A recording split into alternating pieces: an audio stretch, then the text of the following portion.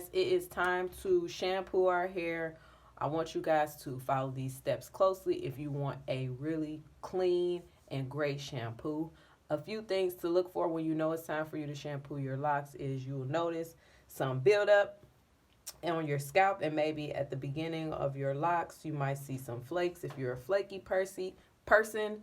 Me personally, I know it's time to wash my hair when my face starts to break out like this. It's definitely a sign that it's time to wash my hair. So follow these steps. I'll try to keep this video short and concise for you and easy to follow so that if you need to come back to rewatch it, you can. Moving on. So the first step is going to be to scratch up all the dandruff that is on your scalp. So what I want you to do, and I'm going to show you on the palm of my hand how to do it, is you're going to take the comb and you're going to actually have it parallel to your scalp using the bigger teeth of the comb and scratch against your scalp, kind of like at an angle, if you can see that, so that you can lift up the dirt from your scalp without causing breakage to your hair. This is important. What this does is it lifts any dirt and debris that's sitting on your scalp. You know, all those oils that occur naturally in your scalp, from you oiling your hair, from the products and the last retwist that you got. You want to take the time to lift that up carefully, just like this. And you want to work this all through your head, all the way through each and every part. Careful not to be pulling up into your locks. You just getting that comb right against your scalp. You see the flakes coming? No, it's been 4 weeks. It's been a rough 4 weeks, for real.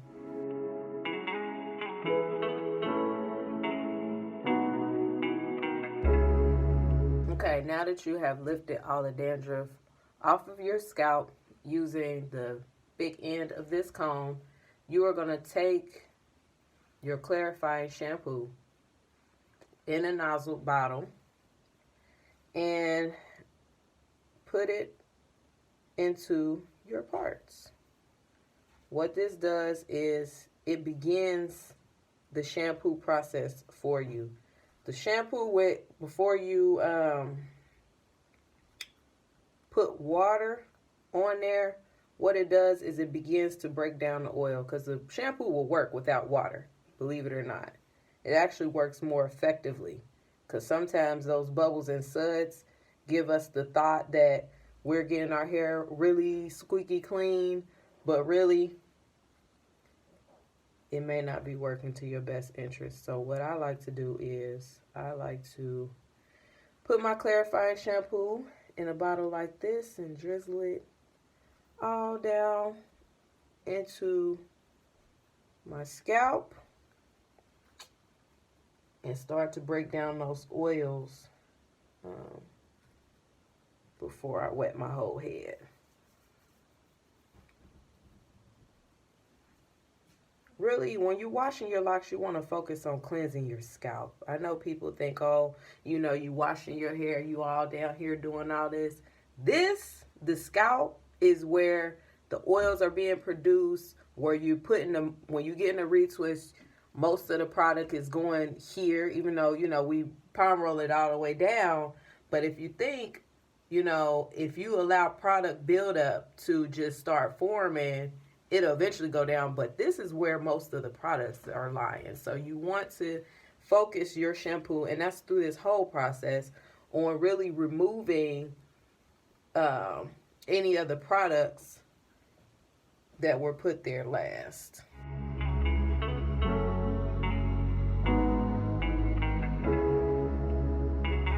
So now that you have put the clarifying shampoo all over, I want you to massage it in.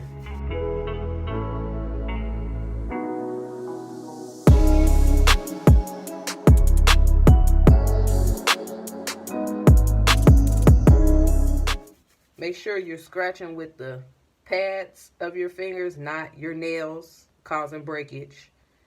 pads like this. Okay, so after you've clarified, you got all your clarifying shampoo in there. It might disappear, but you could feel it working and breaking down those oils. So the next part is what you want to do is rinse very well. You want to use water that's a little warm. I mean, not scalding hot, but as hot as you can take it. I would prefer to be doing this in the shower, but for demonstration purposes, we're gonna go with it this way. And you want to let the water run down, and also the shampoo to run down. So if you were in the shower, this might be a little more natural, but allow the shampoo to run down your hair, because it's still working. You see? Not even really rinsing the shampoo off. Just letting it run down and start to break down any other harsh debris that might be in your hair. Sweat, oil, things like that. You could begin to massage it. Like I said, I didn't rinse the shampoo off. I just wet it.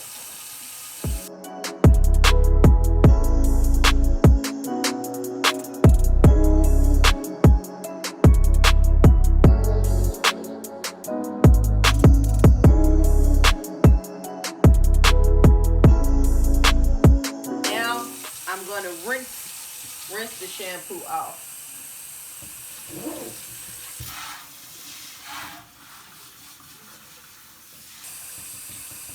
Honestly, the longer you can rinse and wet your hair at this point, the better lather you will get with your next shampoo. So take your time, really rinse that first shampoo off real well. Get your locks really, really wet.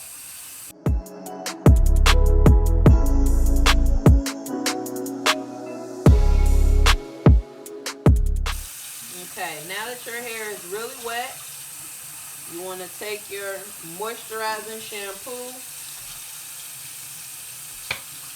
Get a good amount, depending on how long your hair is.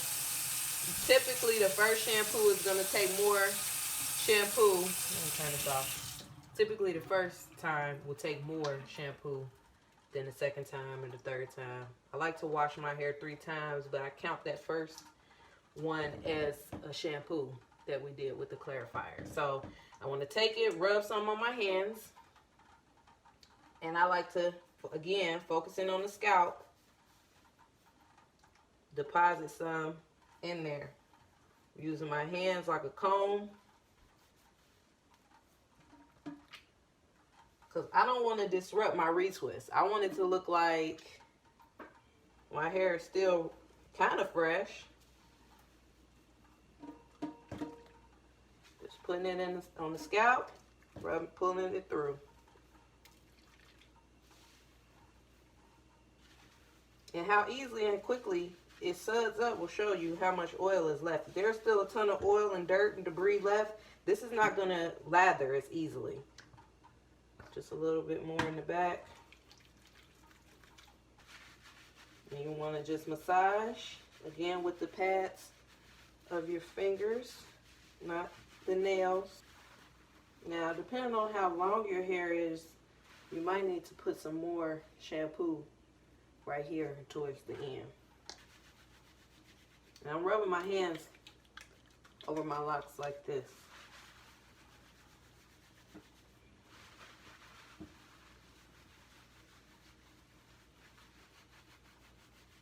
Just like so. Don't make this harder than it has to be. It's work though. This does count as an arm workout.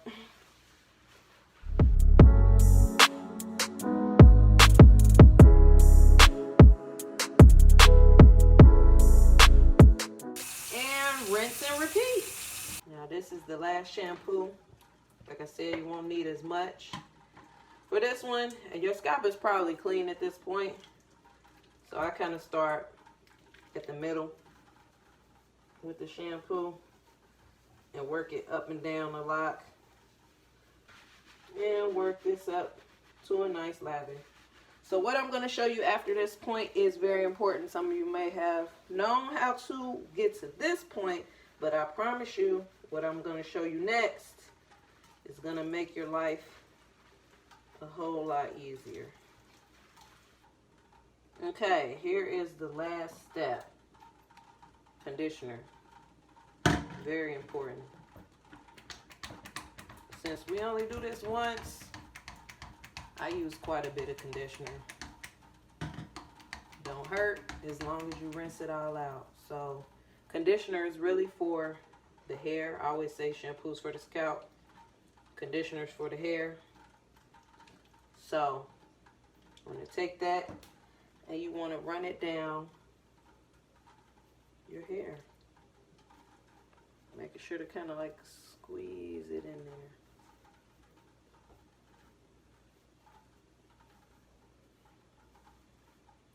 You know you have enough conditioner on when you're able to feel the slip that the conditioner makes going across your hair. It should have a nice kind of soft and slippery feeling is how I would describe it.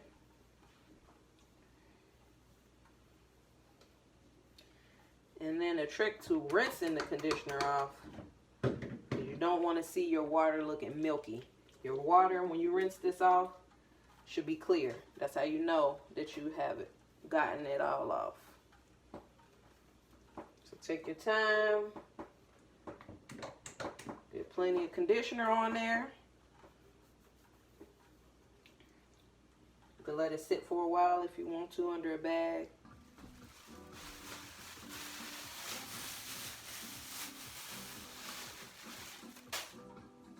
Alright, now it's time to rinse our conditioner out. I used to use cold water, but now I'm starting to use lukewarm water. Lukewarm water is great because it will slowly close the cuticle down, but leave it open for our most important next step is our hot oil treatment. So, get you some nice lukewarm water. And again, you rinsing down. You don't want to rough up your hair and agitate it. You want to keep your locks looking smooth. So, I like to just let the water, that's too hot. The water run down.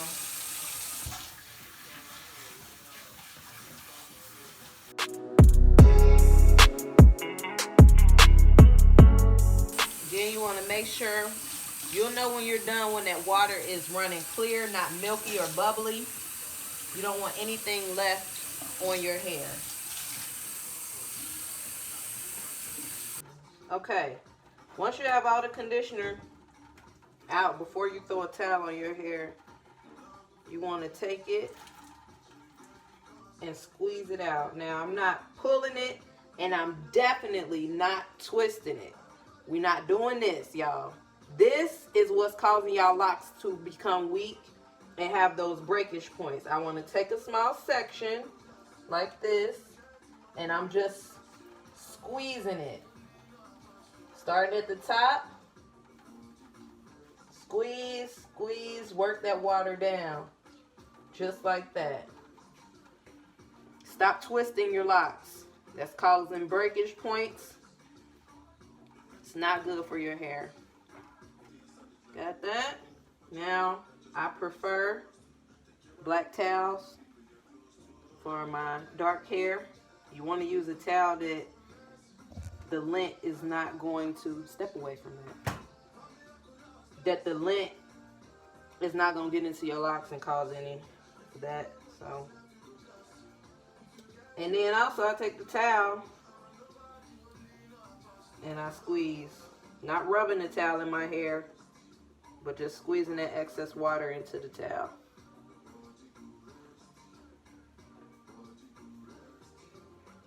You want to still your hair to be damp, towel dried for this next step. You don't have to worry about drying it too much.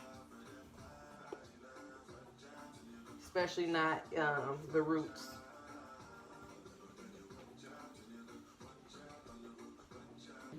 Alright, so what's next is our hot oil treatment with the Healing Honey. This is important. So what I like to do is, it's a solid. So I like to melt this down prior to using it in my hair for my locks. So what you do is, you can get you some really hot water, which I have here, and just set it in there and let it melt. This is the best way. This is the best way to melt the Healing Honey, or you can pop it in the microwave for a few seconds if you don't have a lot of time. But with it being a natural product, you kind of want to maintain the integrity of the ingredients by melting it slowly. So once that's melted down, I will show you how to brush and apply the product. Okay, now that you have shampooed and conditioned your hair, this is, to me, the most important part, is brushing and applying the Healing Honey. This is the last step in the process because I'm not going to retwist. There's no need. It's not time. And I'm also against over twisting. So this is what you're going to do to keep your parts separate and neat. That's going to prevent your locks from fusing together, especially at the roots if you have a lot of outgrowth. And I don't know if you can see real good in this video. So you can see as I kind of pull my hair apart, you can kind of still see my parts. But what I like to do is brush. So I take a soft boar bristle brush, very important, and I target just those parts, and I'm brushing in between my locks to keep them separate so that you're not popping and pulling them apart. People like to pop their locks apart. It's better to brush them to prevent the breakage. So you just want to brush line by line, row by row, taking it apart and brushing through. Brushing. Take your time just like anything else. You're doing line by line, row by row, both directions. So once you go through it and do it this way, you also want to go in and do it this way. Does that make sense, you guys? Anybody that's been my client, y'all hair been brushed. You probably didn't know what I was doing or why I was doing it. But this is why and this is how. Very important if you're going to shampoo your own hair. Okay, now that you have brushed out your parts and your locks, they should be nice and separated. None of them ganging up or treeing up. We are going to apply the Healing Honey. You see now it's melted.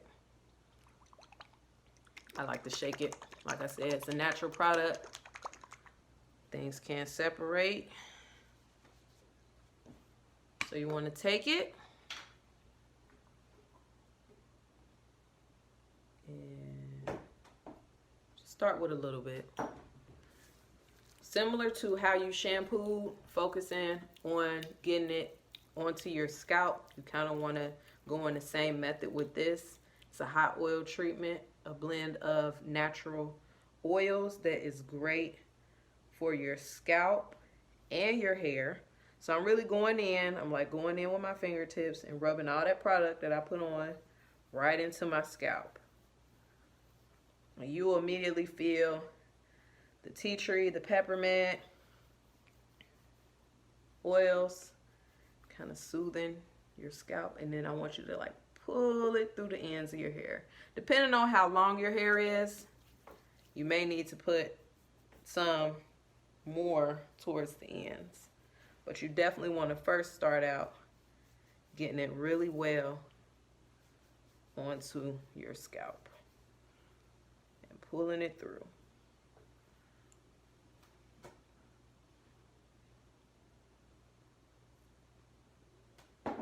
That little bottle will probably last you, if your hair is as long as mine, that little bottle will last you about 5 shampoos. That's if you're not using the Healing Honey for something else. A small jar like that probably lasts me about a month. And I'm addicted to it. You may not be addicted and strung out like I am. I use it every day on something or another. So it's a small jar, but trust me, it's worth it. So you pulling it through, pulling it through, pulling it through, pulling it through your hair. And you'll know when you have enough. You'll feel your hair, you'll feel the oil on your hair for now until it absorbs into the hair strand. So if you have a dryer, that's amazing. Definitely sit under the dryer. That will speed up the process and also allow the product to get deeper into your hair strand. If you do not have a dryer, what I would recommend is that, I mean, it sucks if you don't have a dryer for real, but what I would recommend is that you try to get more of the water out before you put this on with your towel and just like really, you know, squeeze. It still needs to be a little bit damp when you put the Healing Honey on, because what the product does is it's humectant. So it uses the molecules of water and seals it into your hair so that your hair remains moisturized. So you have to have some water on your hair for it to really work properly. So I don't really use it on the hair once it's dry. It's best to use it when it's wet. Thank you guys for watching, and I hope this was helpful and useful. And good luck. If you have any questions about shampooing your hair, please don't hesitate to contact me. I do have all of the products to support you shampooing your hair at this time, so please reach out to me, DM, email, call, whatever you want to do.